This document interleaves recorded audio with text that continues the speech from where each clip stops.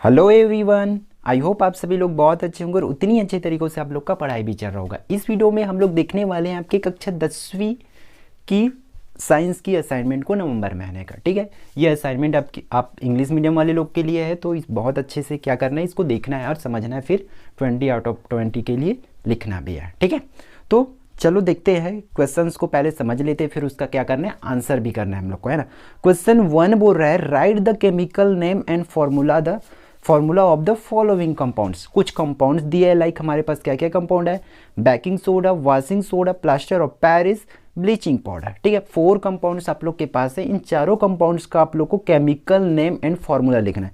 तो सभी का केमिकल नेम लिखा हुआ है, जैसे कि बेकिंग सोडा का केमिकल नेम हो जाएगा सोडियम बाइकार्बोनेट।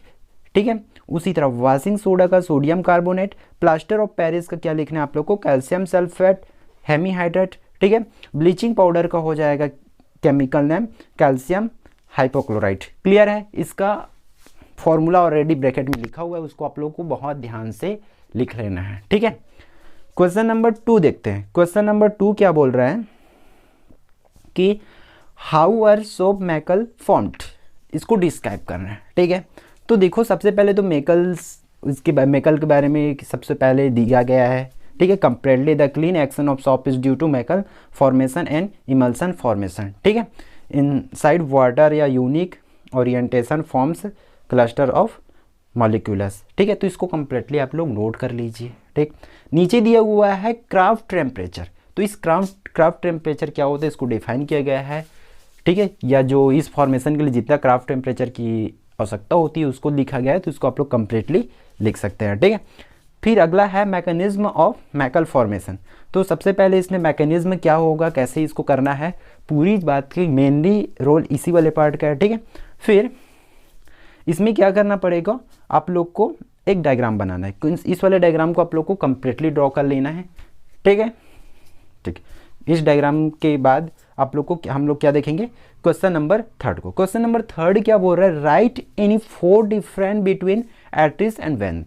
ठीक है, तो जितने भी एट्रिस होते हैं, वेंस होते हैं, उनमें हम लोग को क्या डिफरेंस है, उसको नॉर्मल डिफरेंस होती है। ठीक है, उन सभी डिफरेंस को लिखना है। लेकिन हम लोग को क्या करना है कि यानी 4 बोल दिया क्वेश्चन है, तो आप लोग चाहो तो जितना है उसमें से छांट सकते हैं ना। मैं आप लोग के पास 4 शो कर रहा हूँ, इन चारों को लिख सकते हैं। ठीक है, question number 4 right a labelled diagram of the excretory system of human.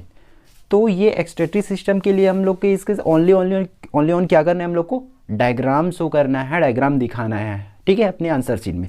तो आप लोग को पता है सिर्फ और सिर्फ इस डायग्राम के लिए हम लोग को 3 मार्क्स मिलने वाला है। तो 3 मार्क्स के लिए कितने अच्छे से आप लोग को करना है, आप लोग समझ सकते हैं ना।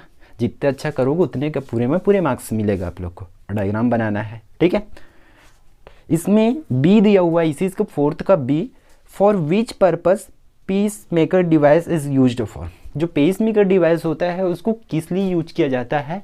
ठीक है, तो आप लोग को बता दूं, पेस मेकर डिवाइस इसको इस तरीके से लिखना है, a pacemaker is a device used to control an abnormal heart rhythm depending on your condition. You may have a pacemaker with 1 to 3 flexible insulated wires placed in 1 or more chambers of your heart। ठीक है, means short में बोलूँ तो आप लोग को ये जो हमारा हार्ट होता है उसकी हार्ट बीट को कंट्रोल करने के लिए, दिल की धड़कन को कंट्रोल करने के लिए इसका यूज किया जाता है। क्लियर, किसका, पेसमेकर डिवाइस का। 5th वन है how does flow energy in any ecosystem.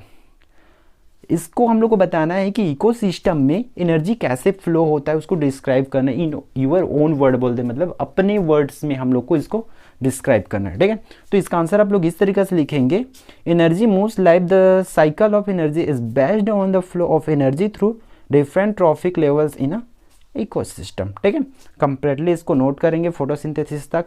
ठीक है, उसके बाद ये डायग्राम बनाना है। क्यों, ये डायग्राम के बाद ही इस आंसर का वैल्यू बढ़ेगा, क्योंकि डायग्राम ही सब कुछ शो कर दे रहा है। हम लोग को वर्ड्स कम रहेगा फिर भी चलेगा, बट ये डायग्राम होना चाहिए। ठीक है, इसमें कंप्लीटली आप लोग को उसके बाद ये सब भी नोट कर लीजिएगा। ठीक है, आई होप ये वीडियो आप सभी लोग के लिए यूजफुल रहा होगा। तो यदि आप चैनल पे नए हैं तो चैनल को सब्सक्राइब जरूर करें, जिससे आपको एक यूजफुल कंटेंट का बेनिफिट मिलती रहेगा। और साथ ही साथ उसके बदले मुझे भी मोटिवेशन मिलते रहेगा। ठीक है, तो मिलते हैं अगली वीडियो पे।